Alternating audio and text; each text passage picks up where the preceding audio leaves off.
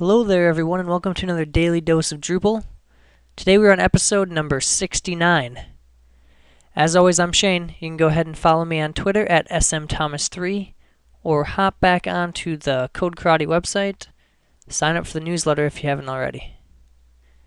Today we're going to be going over a module that I've used quite frequently, and it is the printer, email, and PDF versions module. It's at drupal.org/project/print.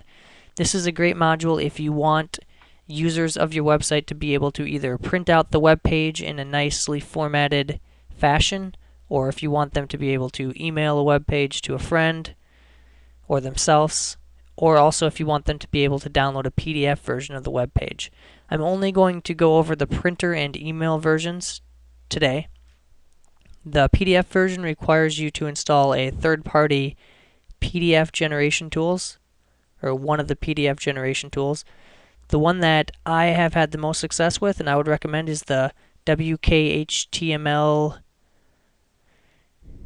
T2 PDF, I guess is what it is called. And I will probably be putting a blog post together on codekarate.com in the next week or so with details of how to get that installed, because there have been a few questions that I've noticed and that I ran into when I was getting it installed for the first time. But today we're only going over the printer and email portion of this module. So I went ahead and I have my test site here. And you can see that I already have the modules downloaded. I do not have the PDF version 1 enabled, but I have the printer-friendly pages and the send by email modules enabled from this print module on Drupal.org. So I'll go ahead and click on configure, and I'll start with the settings. This allows you to set up a custom style sheet. So if you want to use different styles on your either the email that gets sent or the print version, more likely, you can go ahead and use that. Use the custom style sheet here so you can change it to look the way you want it to. You can also have it keep the current theme, CSS, and there's a whole bunch of little options here. And options for the logo, so you can have it hide the logo or show a different logo. Different footer options, which are defaults to using the site's footer. And if you wanted to display the source URL, a bunch of different things. You can also change the text. So it allows you to change the text strings that are displayed. So when you want to view a printable copy of the web page, there's a web page options here. It allows you to specify where you want this link to show up. By default, it'll show in the links area of any content type. It also can be in the help area or in a custom block, and I'll show you that as well. Gives you specific classes. You can specify specific link visibility,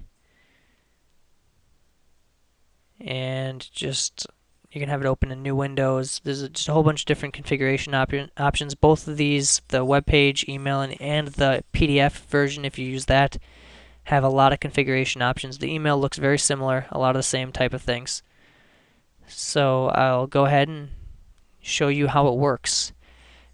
Right after I installed it, I simply go to a test article here. This is just an article, content type. If you scroll down, you'll see that there's a printer-friendly version and a send by email. If you did have the PDF version module, it would show up right next to it. If I click on the printer-friendly version, it goes ahead and brings me to a new page. It's /print/the node ID, and it just has the text of the site, has the footer of the website, also gives me the source URL, shows the logo up here. Pretty straightforward, and as you can of course use the settings to change this up a little bit or use a custom style sheet. The send by email will actually allow you to specify an email address to send it to, subject. It links it to whichever page you're going to send, and then you can send a message. And this will actually shoot an email over to any email address listed in this send to field. So the basics are all there. If you want to customize the content types, you can come in to, we'll say, article. And there's a printer, email, and PDF versions option here. So you can say, for example, if you want to not show the send by email link. You can save that. And this is only for the article content type. Of course, you can reset this for any content type. If I come back to the home page, go into test article, you can still see the printer-friendly version, but the send by email link is no longer available. There's also a printer email and PDF versions block, which we'll go ahead and put in the sidebar here, just to show how that works. You can save that. So there's a printer-friendly version of the page. If I go back to the content type and I turn on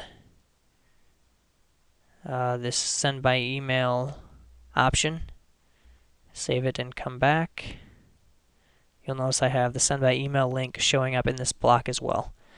So it's a really easy module to get going, especially if you want to allow a user to either send an email with that page to either themselves or to a friend, and to also allow users to more easily print out a version of the page. So if you have content that you know users are going to need to print or maybe save as a PDF or send as an email, this module is the first place I would start. It's very configurable, allows you to add your own custom style sheets, whatever you might need in order to make the module look and work correctly. It also is very flexible as far as building out template files. So for instance, you can build out specific print template files for whether it's either HTML, send an email, or PDF version, and for specific node types. So it makes it extremely flexible for building out anything you might need to print or save as a PDF. So that's it for this time on the Daily Dose of Drupal. As always, follow me on Twitter, and I'll be back again next time with another episode. Thanks for watching.